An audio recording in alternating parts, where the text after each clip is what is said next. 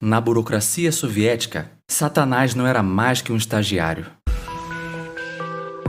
Esta é a Visão Libertária, sua fonte de informações descentralizadas. Este artigo foi sugerido e escrito por Rodolfo Andrello, revisado por JJ Liber e narrado por mim, Rafael. Conforme os anos vão passando, é cada vez mais frequente que pessoas sem caráter busquem torcer fatos históricos a fim de dar uma roupagem heróica a indivíduos como Joseph Stalin.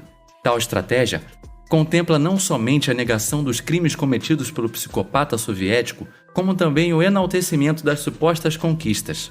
Apesar dessas campanhas de desinformação, é uma dádiva o fato de ainda existirem na Rússia testemunhas oculares da tragédia que foi o comunismo e que buscam eternizar a memória de algumas de suas vítimas.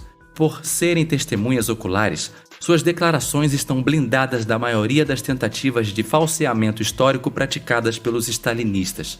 É o caso, por exemplo, do russo Georgy Shajet, cujo avô, Pavel Zabotin, foi morto pelo órgão antecessor da KGB, sendo fuzilado em 1934 pela acusação de ser inimigo do povo. Temendo que pessoas como Shajet possam tornar-se um estorvo, recentemente, a Rússia tem tomado medidas para ocultar informações dos anos de 1937 e 1938, período conhecido como o Grande Terror, ou o Grande Expurgo. Só nesse lapso temporal, o número de pessoas fuziladas foi de mais de 1 milhão, com 4 milhões indo para trabalhos forçados e mais de 6 milhões sofrendo deportação. Para chegar às identidades das vítimas de Stalin, historiadores como Ian Hashinsky e o pesquisador Denis Karagodin vêm buscando acesso a documentos dos períodos dos expurgos, mas vêm encontrando imensa dificuldade na execução do projeto. O avô de Shajet também foi uma das vítimas do açougue soviético.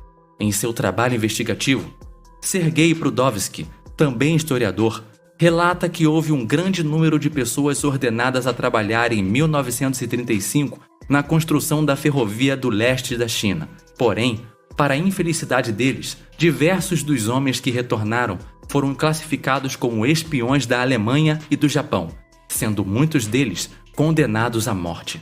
Por mais que o assunto seja tabu e tratado na Rússia como segredo de Estado, algumas pessoas, de forma voluntária, tentam colaborar com aqueles que perderam parentes para o regime genocida. A família Karagodin, por exemplo, acabou sendo contatada por uma das netas do seu verdugo, que sentiu necessidade de buscar o perdão das vítimas do seu parente. Como se vê, até aqueles que estiveram do lado dos vencedores carregam um mal-estar pelo contexto sanguinolento em que viveram suas famílias. Em contrapartida, ainda sobram stalinistas insistindo em negar a realidade. Depois da morte de Lenin, teve início na União Soviética um verdadeiro pandemônio em meio ao alto escalão do Partido Bolchevique. Isso porque Stalin decidiu que precisava adotar medidas drásticas para garantir o poder absoluto. E nada disso era, como insistem alguns, uma espécie de mal necessário em prol da revolução. O derramamento de sangue veio diretamente da psicopatia de Stalin. A própria viúva de Lenin chegou a declarar em uma reunião de 1926 que Stalin colocaria o próprio Lenin na prisão se naquela altura ele ainda estivesse vivo. Por mais que stalinistas tentem negar, o fato é que Stalin era paranoico e tinha claros sintomas de psicopatia. O historiador russo Boris Ilizarov chegou a publicar esboços de cartoons desenhados por Stalin, os quais ele fazia durante as reuniões para se divertir. Os desenhos mostravam a execução e tortura dos desafetos de Stalin, como o cartoon de Nikolai Bryukhanov, que mostrava o ministro pendurado pelos genitais. Para lidar com suas inseguranças, Stalin providenciou até mesmo o extermínio massivo da velha guarda do Partido Bolchevique. Ele simplesmente não queria correr o risco de ser superado em prestígio por qualquer um dos que atuaram ao lado de Lenin, providenciando um a um a morte de todos que podiam atuar como lideranças. Esses incidentes só confirmam o que já há muito se sabe. A pior coisa que pode acontecer para um comunista é ser governado por comunistas que não são seus amigos. Dentre os comunistas de 1917, poucos morreram de morte natural. Antes de conseguir provocar a morte de Trotsky por meio de um lacaio na América Latina, Stalin teve de se contentar em atormentar a família do seu rival. Sergei, filho caçula de Trotsky, foi fuzilado ao se recusar a denunciar o paradeiro do pai, ainda que o rapaz nem sequer fosse envolvido em atividades políticas. Depois do suicídio de uma de suas filhas, a primeira mulher de Trotsky escreveu para ele em uma carta: "Nossos filhos foram condenados. Não acredito mais na vida. Não acredito que eles cresçam.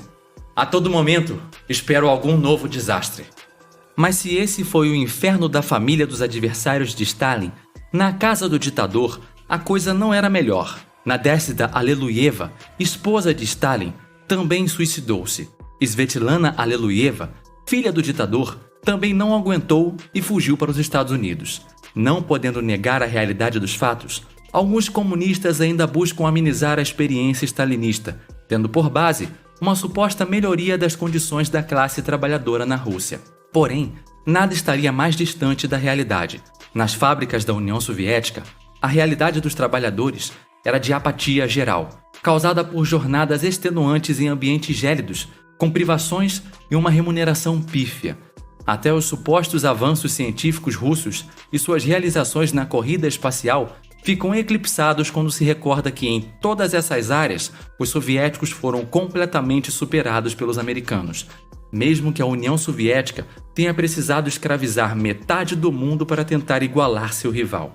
Incrivelmente, ainda há os que tentam absolver o genocida, afirmando que Stalin teve um papel importante contra os nazistas na Segunda Guerra. Porém, foi o enfraquecimento da Rússia sob Stalin que deu coragem aos alemães para iniciar seus avanços militares. Seus expurgos chegaram a atingir 90% de todos os generais, 80% de todos os coronéis e 30 mil dos oficiais de patentes mais baixas. Depois disso, foi fácil para Hitler convencer as lideranças militares de que eles deviam invadir a União Soviética. O argumento de Hitler foi: eles não têm mais generais. Pro azar de Hitler e para nossa sorte, o general Inverno ainda estava no posto. Mérito da mãe natureza e não da mãe Rússia. Em seus últimos anos de vida, Stalin até acreditava que havia uma conspiração dos médicos para envenenar membros do Partido Comunista.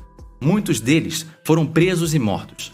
Circunstâncias como essas mostram como a política soviética era autofágica. Absolutamente nada poderia florescer sem que despertasse a inveja e a desconfiança da alta burocracia.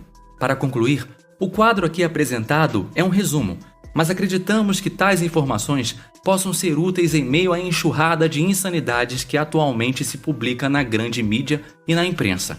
Por fim, para evitar as insuportáveis críticas tradicionais, não utilizamos em nosso conteúdo nenhum argumento tirado de fontes liberais ou conservadoras. As fontes vêm em boa parte do portal www.marxismo.org.br e dos livros lá citados. Então, poupe sua saliva, meu querido jovem barbudinho ou minha querida jovem do cabelo roxo.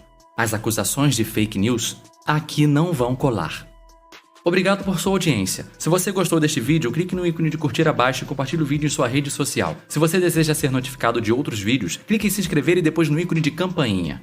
Um abraço e até a próxima.